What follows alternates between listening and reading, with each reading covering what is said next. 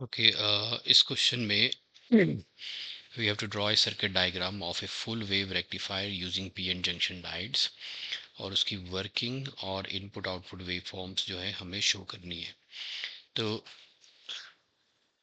सबसे पहले जो फुल वेव रेक्टिफायर है, ये जो दोनों हाफ्स होंगे ऑल्टरनेटिंग करंट के वोल्टेज साइकिल के, दोनों को ये डीसी वोल्टेज में कन्वर्ट करेगा, या आप बोल सकते हो यूनिडायरेक्शनल डायरेक्ट करंट वोल्टेज में कन्वर्ट करेगा।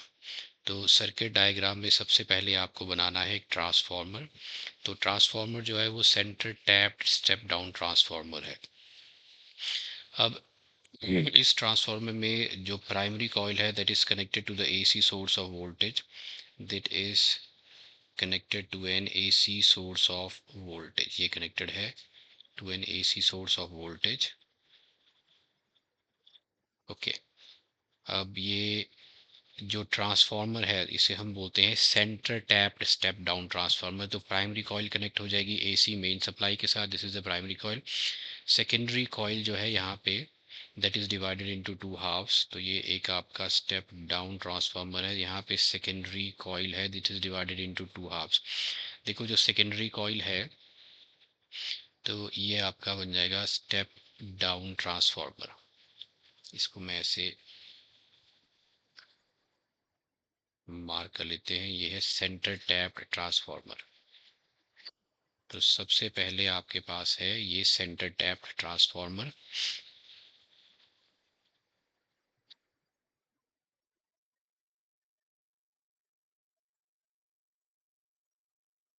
ओके, फिर पहला आपका पार्ट हो गया सेंटर टैप ट्रांसफार्मर। इसमें प्राइमरी जो कॉइल है it connects to the AC main source, और जो सेकेंडरी कॉइल है इसको दो पार्ट्स में डिवाइड कर देंगे, two equal halves by centre tapped wire that is connected to the ground. तो इसको कैसे करेंगे हम यहाँ पे, this is divided into two halves. तो मैं यहाँ पे बना लेता हूँ this is divided into two halves like this by centre tapped ground wire. तो इस तरह से this is over it, it crossing without touching. तो ये कनेक्टेड है एक ग्राउंड के साथ।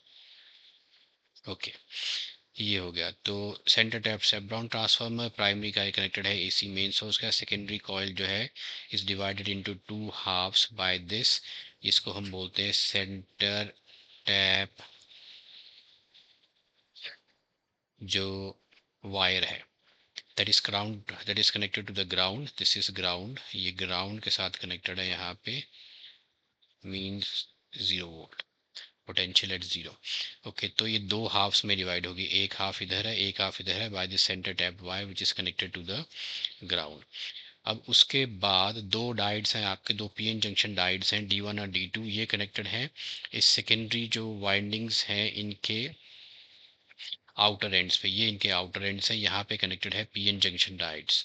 तो we have these PN junction diodes हैं अपने पास, यहाँ पे एक इधर है और एक आपका इधर है, diode D1 and diode D2, इसे हम बोल देते हैं diode D1 and diode D2। तो सेकेंडरी कॉइल के आउटर एंड्स पे दो डायोड्स यहाँ पे कनेक्टेड हैं, पीएन जंक्शन डायोड्स। ओके, अब इसके बाद यहाँ पे हमारे पास आपको कनेक्ट करना है लोड रजिस्टर RL।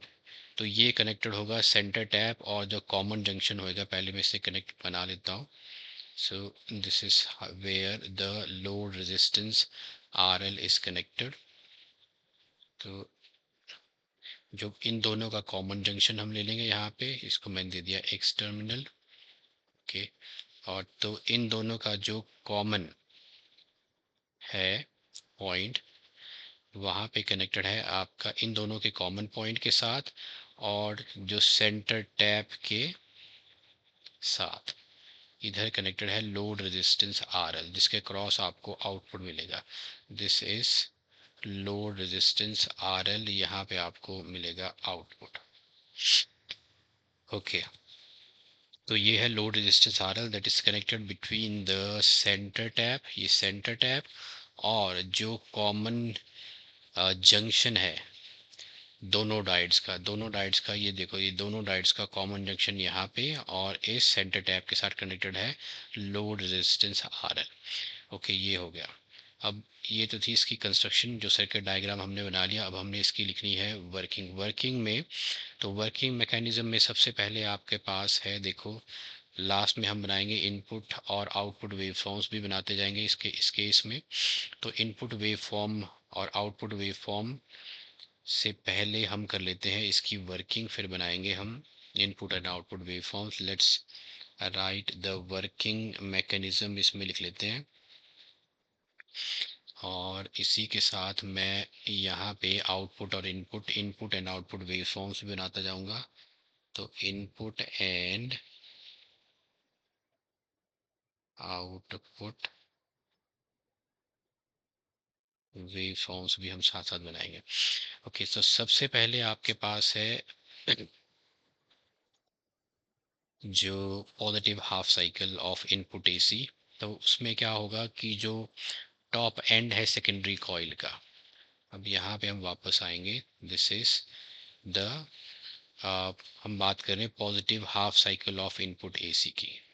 तो ये है positive half cycle of input AC. अब positive half cycle of input AC में क्या हो गया, तो आप इसमें पोलैरिटी जो चेक कर रहे हो, जो टॉप एंड है सेकेंडरी कॉइल का, ये हो जाएगा पॉजिटिव। अब देखो जो टॉप एंड है सेकेंडरी कॉइल का, दिस बिकम्स पॉजिटिव। एंड जो with respect to the centre tap की हम बात करें, with respect to the centre tap, और जो बॉटम एंड जो है वो बन जाएगा negative, bottom end becomes negative. इसका मतलब ये हुआ कि डाइड D1 जो है ये आपका फॉरवर्ड बायस्ड हो जाएगा और ये आपका रिवर्स बायस्ड हो जाएगा। तो फॉरवर्ड बायस का मतलब it's just acting like a wire, ये कोई वायर की तरह एक्ट करेगा, इसमें से करंट फ्लो होना शुरू हो जाएगा। जबकि डाइड D2 जो है ये रिवर्स बायस्ड हो जाएगा, ये आपका ओपन सर्किट बन जाएगा, this becomes the open circuit. तो करंट अब इस केस में फ्लो कैसे कर रहा है, current flows from the top of the coil through diode D1 और down through the load resistor RL, यहाँ से होता हुआ RL, तो RL के क्रॉस आपको टू द सेंटर टैप, तो इस तरह से। तो डायोड से होता हुआ RL रजिस्टर, ये आपका सर्किट बन गया थ्रू द सेंटर टैप। तो ये आपको यहाँ पे लिखना है पहले में। तो पहले केस में पॉजिटिव हाफ साइकिल में आप यहाँ पे लिखोगे the top end of secondary coil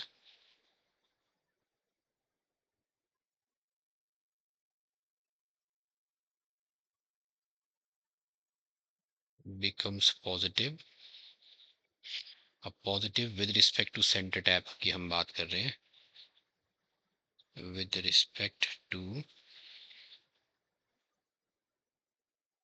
centre tap, and the bottom end becomes negative,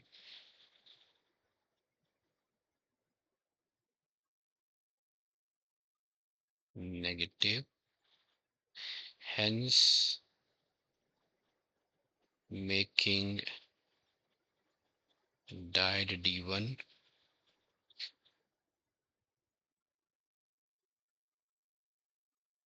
forward biased and diode D2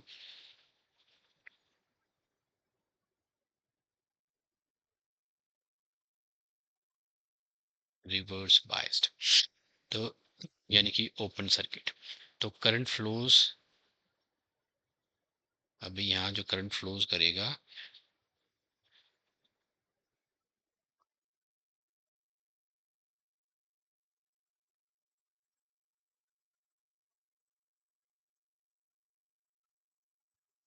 so current flows from top to D1 and down through top से होता D1 से होता हुआ load resistor RL से होता हुआ, load resistor RL to centre tap, ये हो गया पॉजिटिव हाफ साइकिल में। ओके, अब हम आते हैं negative half cycle of the input AC में। तो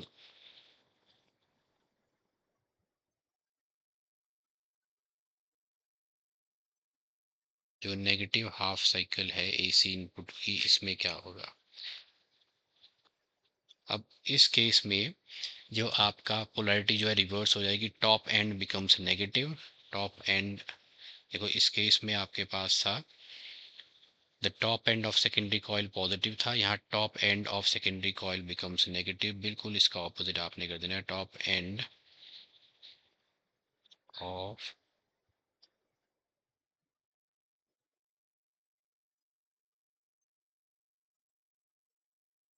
secondary coil becomes negative with respect to center tap, and bottom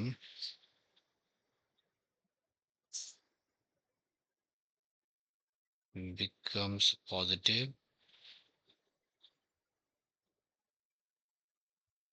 with respect to center tap, making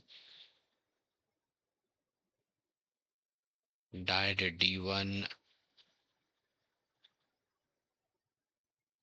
reverse biased and diode D2 forward biased। Okay, तो अब जो current flow करेगा from the bottom of the coil ऐसे flow करेगा। Now the current flows from the bottom of the coil, so through D2 and down through the load resistor RL to the center tap। तो current ऐसे flow करेगा to the centre tap. तो इसमें आप लिखोगे positive half cycle है, ये negative half cycle सी, तो हेयर द करंट की जो डायरेक्शन है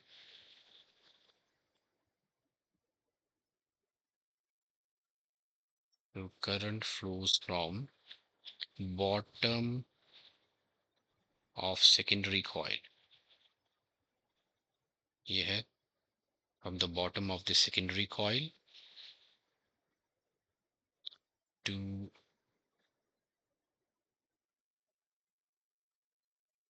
load resistance RL to the center tap।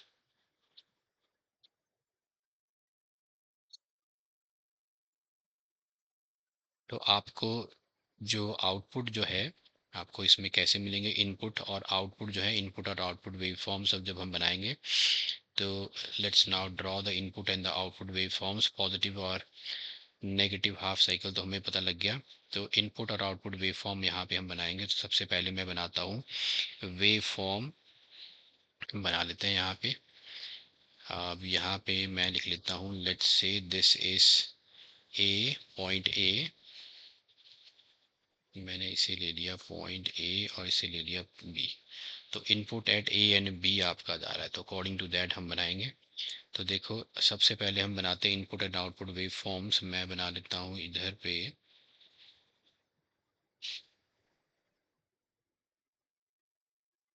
Input और साथ साथ output wave forms.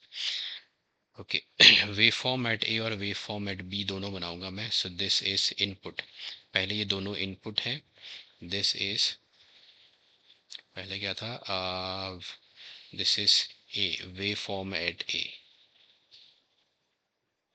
Wave form at A, और ये है वेव फॉर्म एट बी।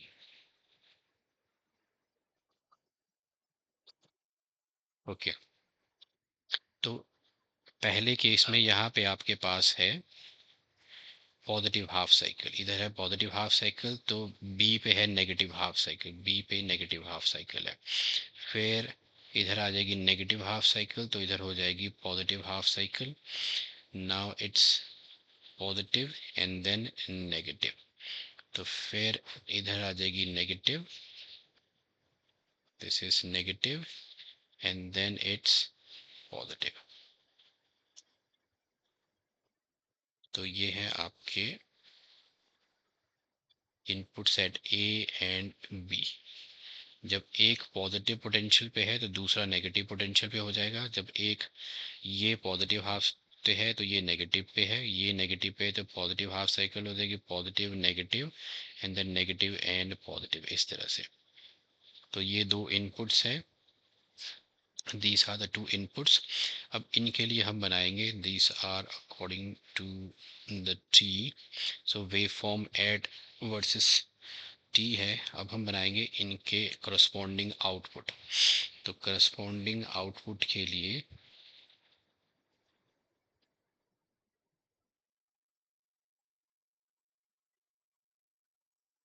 तो output waveform that is across RL,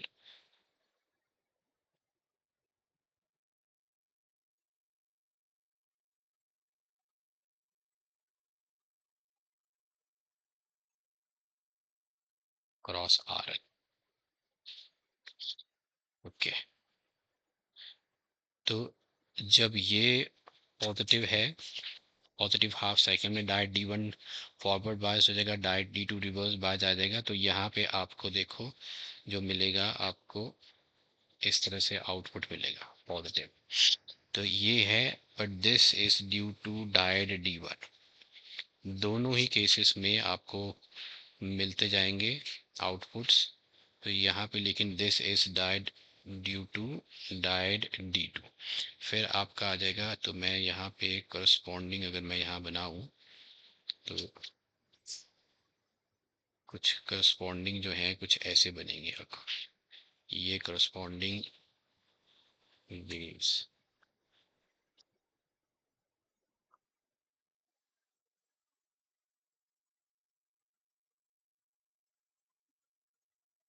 इसको थोड़ा सा आप सीधा कर सकते हो।